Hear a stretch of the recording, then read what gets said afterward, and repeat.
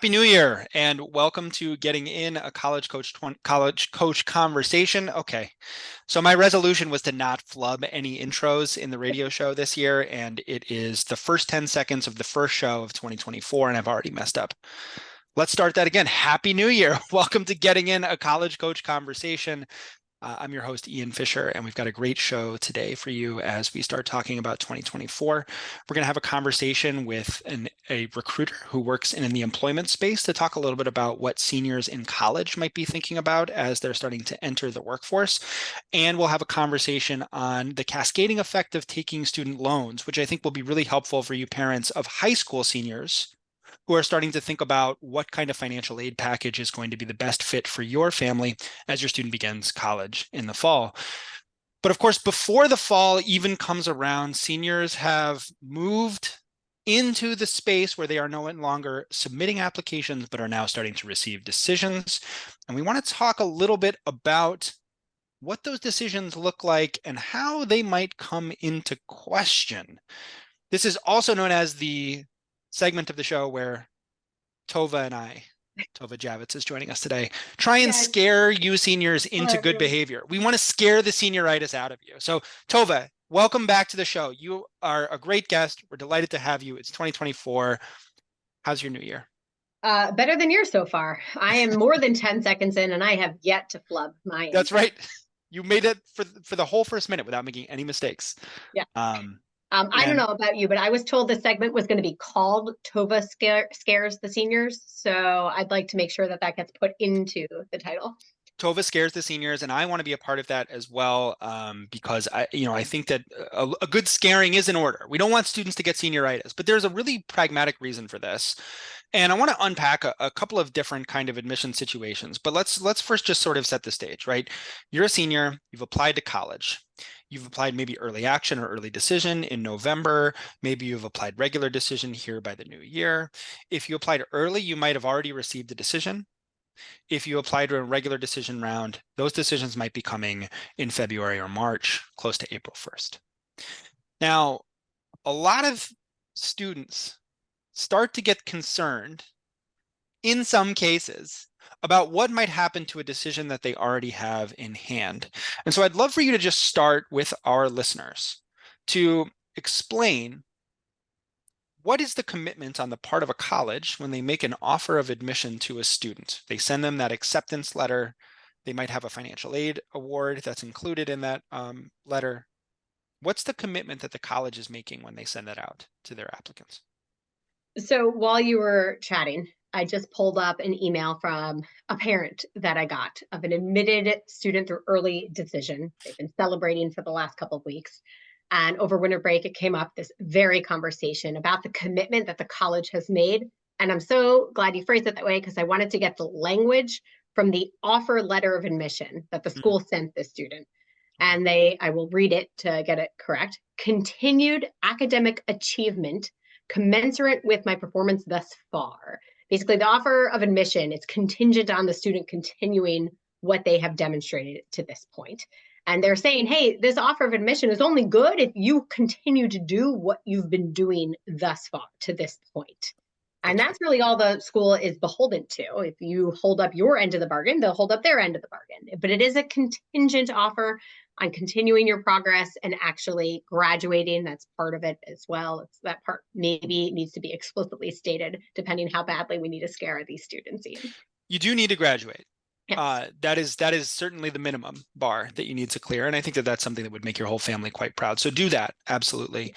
But what you're pointing to in terms of this contingent offer is partly a function of just space and time in physics, which is that admissions offers need to go out before students actually finish their high school careers in order for them to have a timely arrival of a new class in the fall. They can't do this after students have graduated.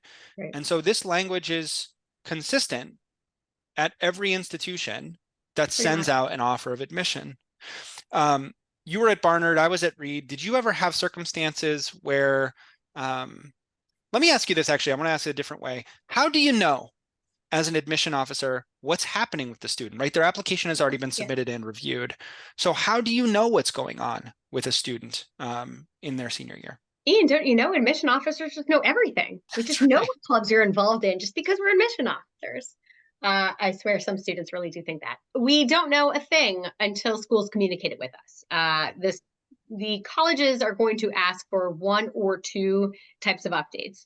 Some schools want what's called a mid-year update. At the schools I worked at, none of us asked for one if we'd already admitted you. Mhm. The other piece that all schools are going to want is a year-end final school transcript. Mhm. So at the end of the year, when you graduate, your school is going to need to send a final high school transcript showing graduation, showing senior year grades. But again, some might ask for a mid-year update. Most, not all, maybe will ask for a mid-year update if you're applying in the regular decision range. And That's they right. might not look at it or so, but basically, schools are going to want to see continued progress, whether it's end of semester or end of year. And it is important to call in these two separate groups, right? So students Mm-hmm. who've applied early, they typically will have sent in an application by November 1st or 15th, and their first semester hasn't even Right. completed before those admission offers go out. And so colleges sometimes will check on the progress of students by calling counselors just to ask where students are, but usually those offers of admission are made without ever having seen senior year grades at all. Or For at the least not vast, beyond first quarter grades. that's I will right. say two of the schools I worked at, we were pretty careful about getting first quarter, but you're right. That two of the other schools I worked at for, two, we never really checked senior year grades. And the second piece is those first semester grades, and because of the timeline for regular decision review, that's happening right now. That's happening between now and typically the middle of March when they start to release decisions. So first semester grades will have been completed, and we were in a position where we were very often consulting the mid-year report as an indication of that student's continued Mm-hmm. excellence within their academic achievement. And so I guess fall year is over for most students. What would you say students should do if they're in a position where things are starting to slip a little bit, or they've noticed maybe I've been a straight A student all up to my senior year, but I've pulled a couple of Bs in a couple of difficult classes this year. Mm-hmm. Maybe I'm a student that's had a mixture of Bs and As. This is my first C. Should students be proactive here? Should they let the Mm-hmm. mid-year report speak for itself? Like, what can you do for a regular decision student who has not yet been admitted or denied to a particular school? I'm glad you clarified because my answer would be different for a student who has already been admitted. I But thought so. I thought it for might the be. student who has yet to be admitted, and they are beginning to slip a little, it's happened, but they still have some time. I would encourage that student to start this new semester, or at least the resuming post 2024 back at school, with some renewed vigor, with some real intention. Check in with the teachers. Why are your grades slipping? Do you have incomplete assignments because you've been procrastinating? Are you struggling with some content? It does still matter. Do make the effort to bring up those grades in a way that is reasonable.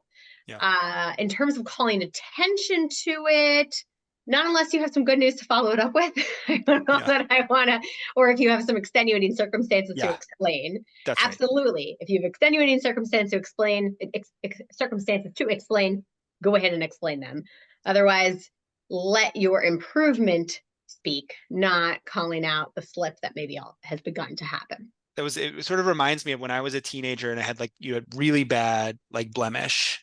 You wake up and you got a pimple on your forehead and you're kind of like, should I walk in and just tell everybody like, hey, I know I've got this pimple here. I want to acknowledge it's here. Just so you all know, I know. Like typically that's not a good idea. Like you're calling more attention to it. Everybody can see it, right? So if you have a C for the first time ever, you don't need to write a letter that says, I want you to know that I have a C and I know that I have a C. They know also that you have a C. You There's didn't not need to anything else spell it that you out. can do. And you also But don't need to say it's because I have a really hard teacher. Like, right, exactly. But if you were ill, if there was a mhm. family illness, if there was, extended absence for some reason, something that is outside of your control, which doesn't include the teacher, that is something that you might provide some explanation for. And I think, Tova, in this case, I would tell a student, hey, talk to your guidance counselor who's putting Your that school mid-year counselor report together absolutely will be because the they can better help to provide person. this explanation. Absolutely. And That context is always best coming from the it school counselor. yeah, because it's a little bit more it's a little more trusted, Validated? validated, Yeah. verified, Verified. something like Yeah. that. Um, Corroborated. corroborated is perfect. That's the best word.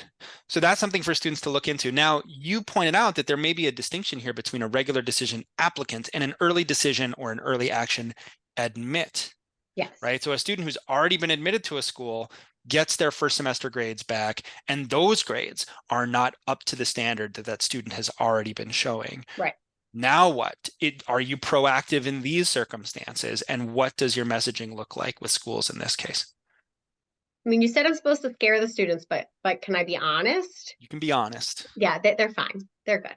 Are we talking about a few B's and like, mostly A's and oh no, their first C ever, but they've otherwise been, they've one C? Or are we talking about a student who has severe senioritis and got four C's and one D and is maybe in danger of failing something? Like, Yeah. how extreme are we talking here? I think, well, let's talk about both of them. Okay. Let's start with just a student that's seen a little slip up. It's the first time they're taking some challenging classes. Maybe it's calculus for the first time, Yeah. and it's thrown a wrench into their typical high level of performance. I think these are the students that tend to worry the most. I The think ones that so get a too. couple of B's, And I don't and it's want the to let first time. them panic any longer than they've needed to at this point. Like they're fine. In my 10 years on that side of the decision making desk, never have we ever rescinded an offer of admission because of a few B's or a C. We just I don't want to say that it was expected, but it was understood. And I would tell that student, "You're fine. Hey, stop the bleed, if we will, or Yeah, find the issues, turn it around a little bit, try and apply yourself a little bit more, see if you can't bring that C up to a B minus and that other B back up to an A minus. You're yeah, fine. You're still going to college. The college isn't going to sort of take any action that isn't so far off of what your continued academic achievement looked like previously. You're I think fine." that's right. I think that's right. Um, what about a student that really has fallen off a cliff? Yeah. We're going from straight A's to B's and C's, two or three B's, two or three C's, something that's a little bit more pronounced. I Yeah. mean, I think if there's a D in there, we're really in some trouble because, if you look at the University of California system, a lot of other institutions, that's not even a passing grade. So that doesn't Right. qualify as getting credit for that class. What should a student do in these circumstances? And is there any way to stem the bleeding with a school where they've already gotten in, Mhm. or change a strategic approach in terms of where else they might apply? Oh, goodness. So they're not waiting for other decisions. They've either been admitted everywhere through early action or early decision. If it's early decision, they're bound. They're not going to start applying to other schools at that point, although they might Right. want to reach out and confirm their offer is still good or that they don't need to take any action, assuming that they will turn it around for the second half of the year. I'd say worst case scenario I ever saw at the schools I worked at in that situation, assuming the student was still going to graduate and they were still going to eventually pass everything, we would maybe start that student on academic probation. Mm, We weren't going to take away their offer of admission. They're still coming, but we'd say, okay, your first semester, you are on academic probation, meaning you have to maintain a higher level of GPA to continue to progress, to show, hey, I'm back on track. It was just a flip. And in that scenario, it's taken a little more seriously. I would take it like a strong slap on the wrist. I got to get my act in gear, but yeah, I still wouldn't panic. I would, though, seriously sit down with those teachers where you're struggling and find out what you need to do to turn it around. that's right. I do think that there are some situations where an offer can be rescinded. Mm. I think Especially if the sometimes school's over enrolled, by the way. that's what I was going to say, is that there are circumstances where a school may be over enrolled, where they're saying we've got a lot of students that we've admitted and a lot more have accepted these offers than we thought. Yeah. Typically, this will play out a little bit more deeper into the spring as Mhm. the yield starts to make sense. I think this was something that happened somewhat controversially a few years ago at UC Irvine, where they were really oversubscribed. And so they were very strict about students not being on the path that they had initially established in terms of revoking some offers of admission. So that's something that you never can predict as a student, and you really want to avoid this at all costs. I think it's also something for students who are potentially waitlisted at schools. If Mhm. those schools are going to a waitlist in May, they're going to be asking about your grades Yeah. in the spring. And so there is even some relevance for those senior year grades to play out as well. I wanted to ask you something that occurred to me, as we were planning this segment. Performance is one thing, but sometimes there are circumstances where a student says, I registered for this course, but I'm not going to take it anymore. I've decided that I don't need the second semester of Spanish, or I don't actually want to continue with calculus for a second semester. It's not going to be my major area of study. What should a student do in these circumstances for both early schools where they've been offered admission and regular schools where they're currently applying? I do think that is something that needs to be communicated, because that's it's not just a flipping grade, it's a whole change in program. And the rigor of your senior year curriculum is such a big part of the conversation. And now you're changing that rigor. If I think we've across our team hashed out different scenarios where we're sometimes splitting hairs as to how big of a change it is. I generally lean towards transparency Yeah. and checking in with your school counselor and likely communicating that to the college. Getting some guidance from your school counselor as to what is the right move if you are changing your schedule. And then I do think I'm of the mindset that needs to be communicated to the colleges. Yeah, I agree. And I think it's good to establish a pattern of communication. This is your school, right? Mm-hmm. This is a place where you're going to be attending and you want to start on the right foot with the school. I do remember from my time at Reed one year that a student showed up for orientation to register for classes. And before a student could register, they had to share their final transcript with our admission office so we could verify that they'd completed all their credits and that they had graduated from high school. And a student showed up and had not done that. They'd essentially stopped high school.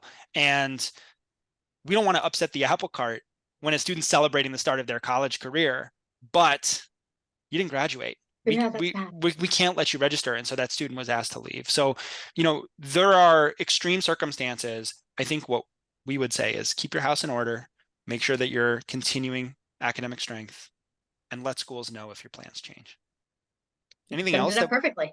okay, cool. It didn't need to be 15 minutes then, just 20 I seconds. mean, unless you really want me to scare them, I can tell you stories about offers of admission that were rescinded based on behavior and academic dishonesty. But that's a different segment, I think.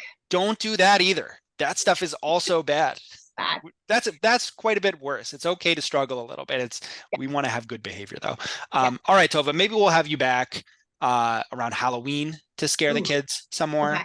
I see a series. Or maybe next month. Yeah, it could be a lot of fun. Thanks for coming on the show. Appreciate it. Oh, anytime. When we come back, we will be talking to a corporate recruiter who's going to tell us a little bit about what college seniors should be preparing. We're not going to scare you in this next segment. So stick around. We'll be right back.